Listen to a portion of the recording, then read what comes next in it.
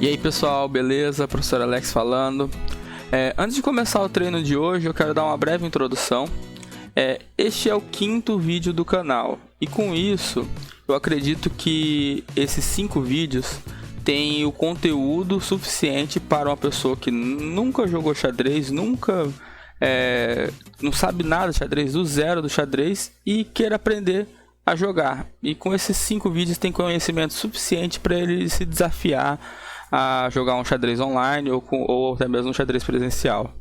Então, se você conhece alguém que queira aprender xadrez, compartilha o vídeo e, bom, é isso. Vamos pro treino. Então, pessoal, hoje mais uma vez vou usar a ferramenta do Lichess, né? Essa ferramenta aqui, para você acessar ela, você precisa vir aqui no Aprender e Básicos do Xadrez e você acessa essa interface, né? Então, vamos lá. Hoje a gente vai ver os lances especiais, né? De roque e en passant. Sem muita enrolação, vamos lá. Bom, o roque é o movimento especial do rei, né? Ele é um movimento conhecido por movimento de defesa, porque eu consigo esconder o rei num canto do tabuleiro, né? Então, como que funciona o roque em si? Para você executar o roque, você precisa estar com o rei na casa inicial e ele nunca se moveu antes. Seu rei nunca se moveu nenhuma vez na partida e nem a sua torre se moveu nenhuma vez. As duas casas ao lado do rei, entre o rei e a torre, precisam estar livres, né? Então, nessas circunstâncias, quando acontece de o rei e a torre nunca ter movimentado e as duas casas estiverem livres, eu posso executar o roque. Como que eu faço? Nessa situação eu posso mexer o rei 2 casas para o lado e aí assim a torre passa para a casa F, né? Como aconteceu aqui. Assim que funciona o roque.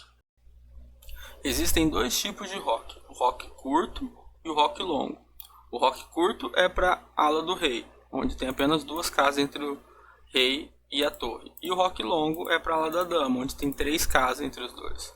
Mas em ambos os casos, lembrando, o rei precisa pular 2 casas. Essa é a questão do roque. Está livre as casas entre eles, nunca mexi o rei nem a torre, eu movo meu rei 2 casas para a lateral.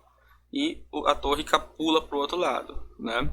Lembrando, é um lance de rei, você não pega na torre para fazer o lance, tem que mexer o rei. Então, o rei aqui, esse é o roque grande, né? Daí aqui nessa ferramenta ele tem uma série de exercícios, né? Como esse que é para você abrir caminho para o rei e movimentar, para você ir conhecendo a dinâmica do roque. Aqui você te desafia também a tirar as peças e fazer o roque curto. Aqui para você fazer o roque longo, eu não vou fazer, vou deixar para vocês fazerem. E aqui tem algumas situações interessantes. Por exemplo, olha essa. Nessa situação eu não posso rocar curto porque já movimentou a torre. Então é preciso fazer o roque grande, né? E agora começa alguma outra questão importante sobre o roque. O roque tem algumas exceções. Para você executar o roque, não basta as 2 casas estarem livres. Elas não podem estar em perigo. Nenhuma das casas onde passa o rei, né, pode estar em perigo. Ou seja, nem essa e nem essa. Então, nessa situação, eu não posso fazer o roque agora. Para executar o roque, eu primeiro preciso fazer um bloqueio do ataque. Agora, o bispo não está mais atacando essa casa. Então, eu posso rocar. Essa outra situação também é parecida, o rei está bloqueado por causa do cavalo, né? E eu preciso primeiro capturar o cavalo para depois executar o roque. E aqui, por exemplo, uma outra situação do tipo também. Os 2 bispos estão atacando as casas do roque, então eu não posso executar o roque longo agora. Para executar o roque longo eu preciso fazer uma série de lances aqui. Cavalo aqui agora, o que acontece? Cercou o bispo. E peão aqui, cercou, né? E agora sim eu posso rocar. Não, nenhum dos 2 bispos está encostando aqui, não. Roque, né? Bom, e para finalizar sobre o roque, existe uma última situação. O roque não pode ser executado enquanto o rei está em perigo. Por exemplo, o rei está em xeque aqui agora. Então, como ele está sob ataque, eu não posso fugir do ataque executando o rock.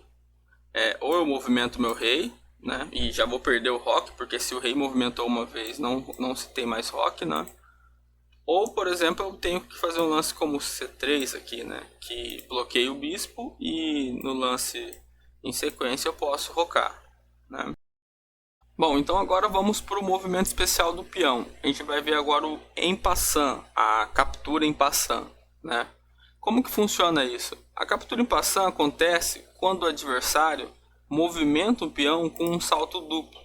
Igual essa situação, ele pulou duas casas e ficou paralelo ao peão adversário, né? A lógica é como se mais ou menos ele tentasse fugir da captura, né? Ele avançar um peão, não, mas ele tentou pular duas para fugir da captura. Então, aqui, quando acontece essa situação, eu posso capturar o peão adversário como se ele estivesse nessa casa, né? Essa é a tomada em passant. Detalhe importante é que a captura em passant tem que ser no momento em que ele movimentou o peão. Ó. Ele movimentou o peão agora duas casas, ficou em paralelo. Então eu posso capturar agora, não posso capturar no lance em seguida. Por exemplo, esse peão já estava aqui, né? E eu não posso simplesmente capturar aqui, não tenho captura em passant. Eu só tenho a captura em passant no instante em que o adversário movimentou o peão duas casas. Ele deu o salto duplo, ficou em paralelo, posso capturar. Né? Mais uma situação de novo, ele pulou duas. Essa aqui é interessante. Eu tenho que capturar quando o peão fica um paralelo ao outro. É somente nessa situação. Aqui, por exemplo, não tem captura, né? A captura funciona aqui. Bom, e aqui no final, esse último exercício, ele vai fazer uma série de movimentos e você tem que ir capturando os peões, né? Com em passant. Então eu deixo para vocês tentarem pôr em prática a captura do em passant, né? Então é isso, galera. Espero que tenham gostado do vídeo. Se curtiu, deixa o like. E valeu aí, pessoal. Até a próxima.